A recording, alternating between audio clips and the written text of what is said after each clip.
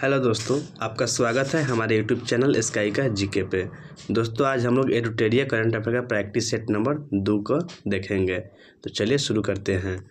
आज का पहला क्वेश्चन है, निम्नलिखित में से किस राज्य की विधानसभा द्वारा हाल ही में बलात्कार और यौन अपराधों के खिलाफ अपराजिता बिल पारित किया है? इसका आंसर हो जाएगा पश्चिम बंगाल, ऑप्शन नंबर डी। अगला क्वेश्चन है, प्रधानमंत्री नरेंद्र मोदी ने उड़ान RCS योजना के तहत बने 3 हवाई अड्डों का उद्घाटन किया। इसके संदर्भ में कौन सुमेलित है? तो इसका आंसर ऑप्शन डी हो जाएगा, सभी सुमेलित है। माँ महामाया एयरपोर्ट कहाँ है? अंबिकापुर छत्तीसगढ़। रीवा एयरपोर्ट कहाँ है? मध्य प्रदेश। सहारनपुर एयरपोर्ट कहाँ है दोस्तों? यूपी।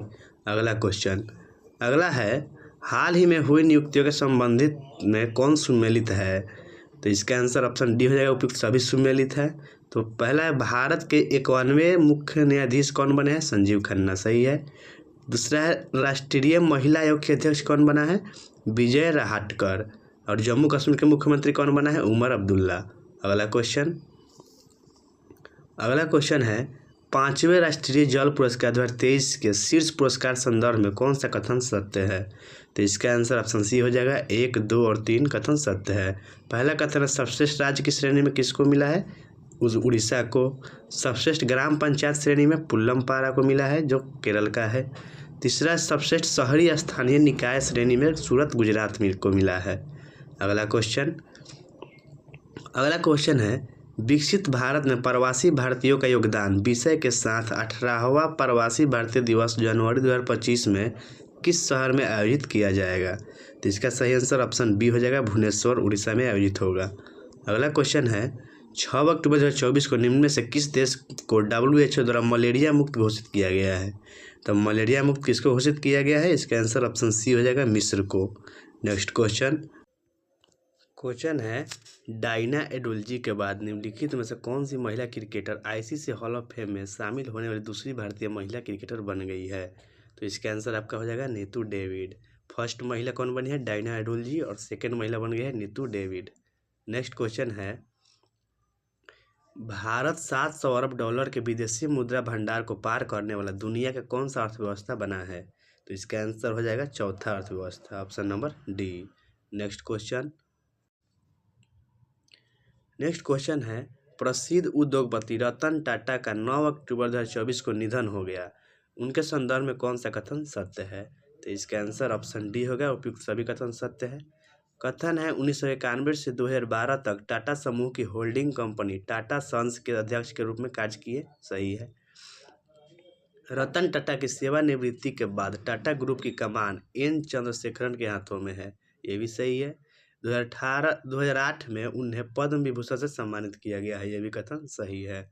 अगला क्वेश्चन है, कोयले से चलने वाले बिजली संयंत्र को चरणबद्ध तरीके से खत्म करने वाला पहला G7 देश कौन बना है? तो इसका आंसर ऑप्शन डी हो जाएगा, ब्रिटेन बना है।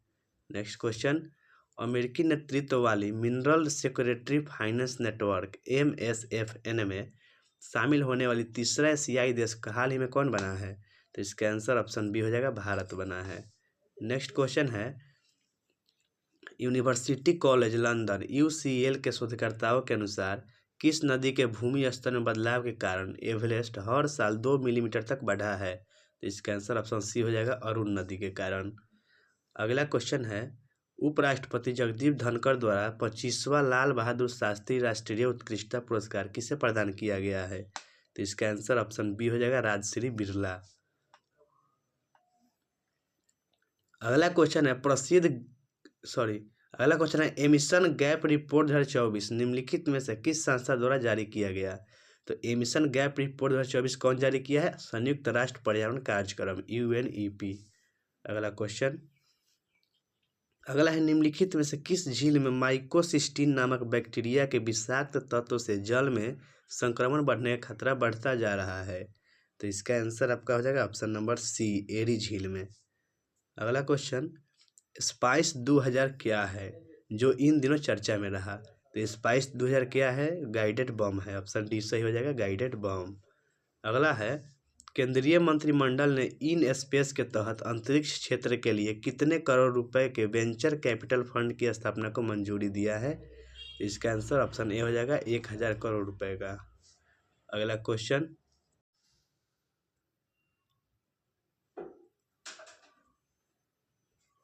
कॉमन प्लेज पहल क्या है।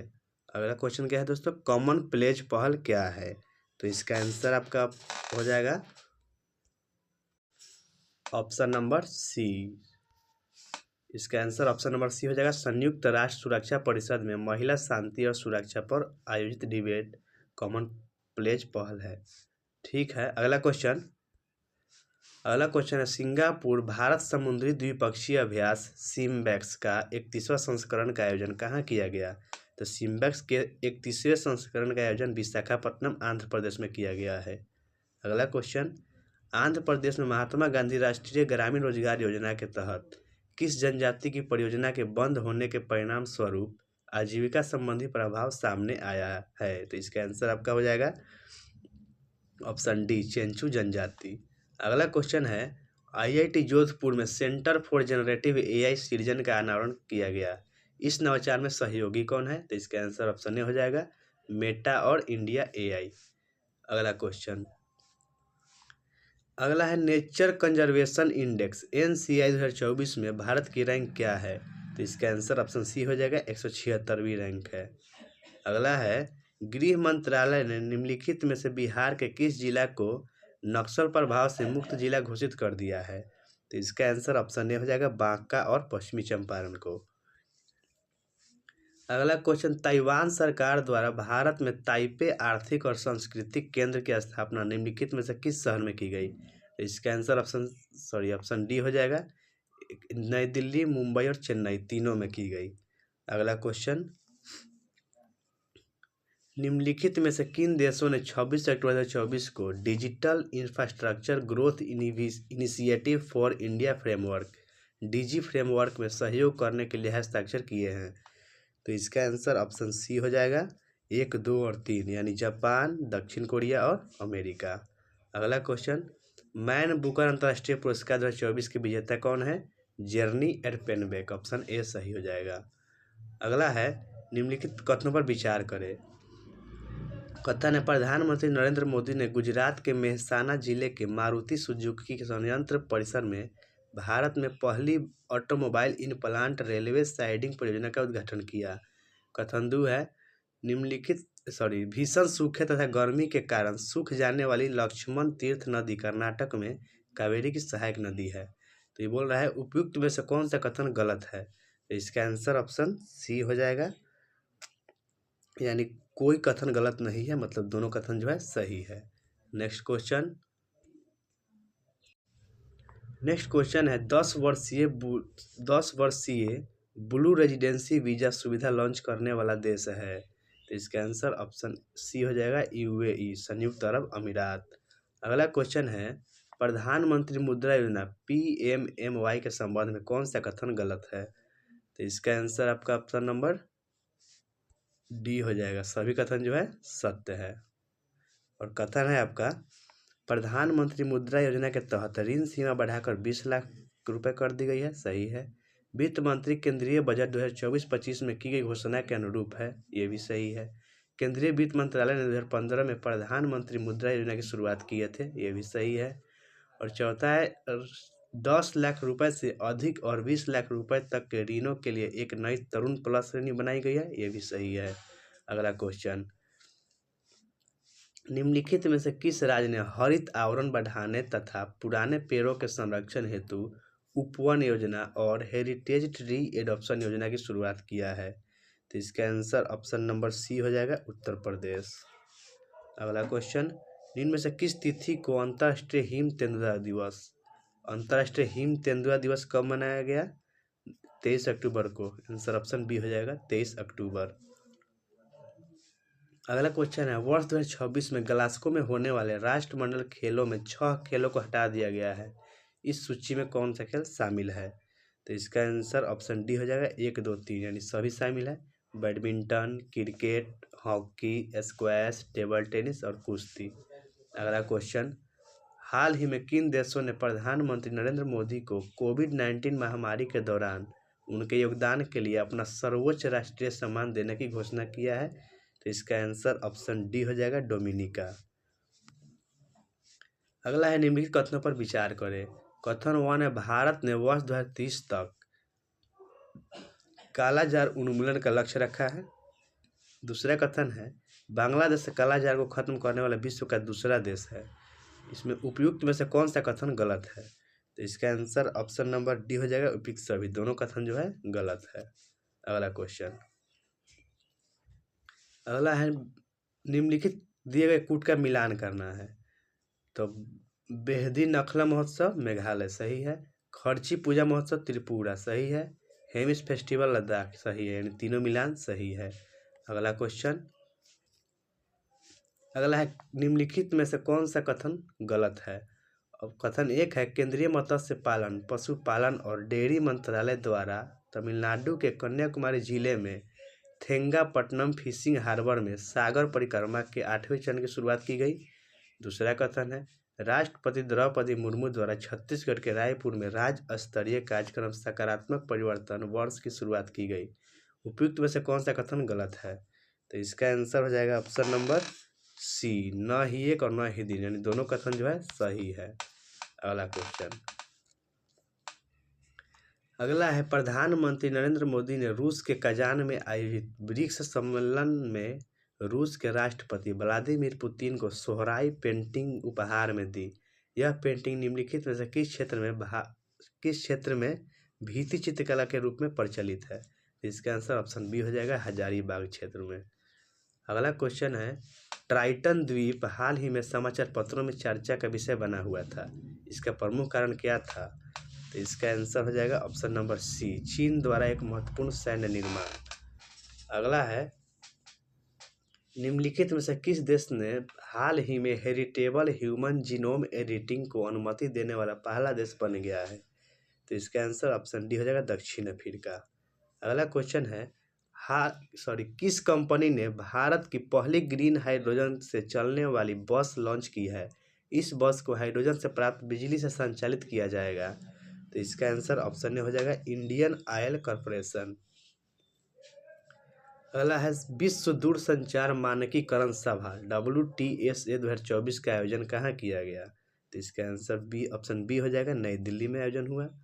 अगला है, निम्न में से कौन सा देश यूरोपीय स्काई शील्ड पहल में शामिल हुआ है? तो इसका आंसर ऑप्शन बी हो जाएगा, स्विट्जरलैंड शामिल हुआ। अगला है, निम्नलिखित कथनों पर विचार करें। कथन है, राष्ट्रीय महिला आयोग ने महिलाओं के खिलाफ साइबर अपराधों से निपटने के लिए डिजिटल शक्ति केंद्र की शुरुआत की है।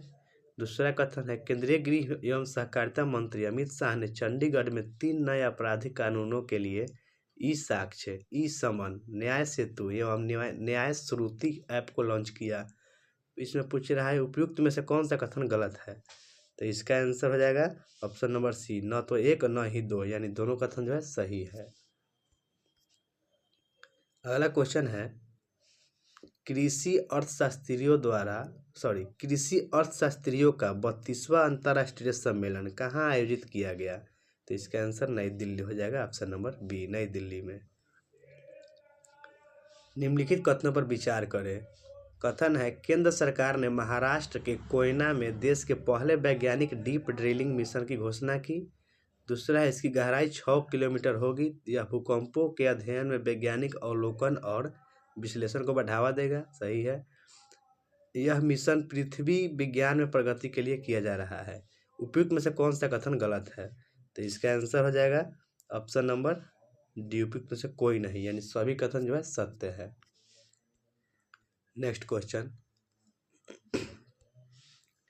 क्वेश्चन है, निम्नलिखित में से कौन सा राज्य ने छात्राओं को सैनिटरी पैड के लिए खातों में नगद सहायता राशि भेजने वाला देश का पहला राज्य बन गया है?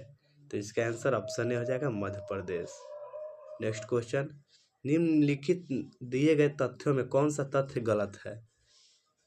तो इसका आंसर ऑप्शन बी हो जाएगा, उत्तर प्रदेश की ज्योति रात्रे 55 वर्ष की आयु में माउंट एवरेस्ट फतह करने वाली सबसे बुजुर्ग भारतीय महिला बनी है। ये कथन गलत है, बाकी तीनों कथन जो है सत्य है। अगला क्वेश्चन, अंतर्राष्ट्रीय बौद्ध परिषद और संस्कृति मंत्रालय ने किस शहर में प्रथम एशियाई बौद्ध शिखर सम्मेलन का आयोजन किया गया? तो इसका आंसर नई दिल्ली हो जाएगा, ऑप्शन नंबर ए। अगला क्वेश्चन है, किस देश को विक्टोरिया केजीर ने हाल ही में आयोजित मिस यूनिवर्स 2024 का खिताब जीता? तो विक्टोरिया केजीर मिस यूनिवर्स बनी है जो किस देश की है? डेनमार्क की। ऑप्शन नंबर बी सही होगा।